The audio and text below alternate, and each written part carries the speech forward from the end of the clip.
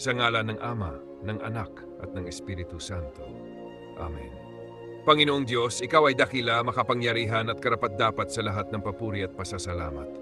Sa araw na ito, itinataas ko ang iyong banal na pangalan dahil sa iyong kabutihan, pagmamahal at awa na walang hanggan.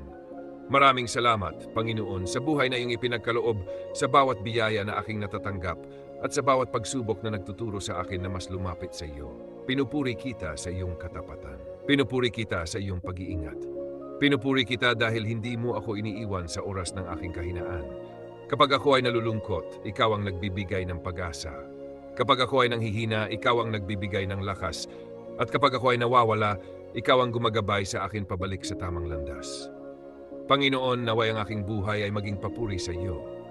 Turuan mo akong mamuhay ng may pagmamahal, pananampalataya at kababaang loob. Maraming salamat sa iyong walang hanggang pagmamahal. Ikaw lamang ang karapat-dapat sambahin at purihin magpakailanman. Sa ngalan ng Ama, ng Anak at ng Espiritu Santo. Amen.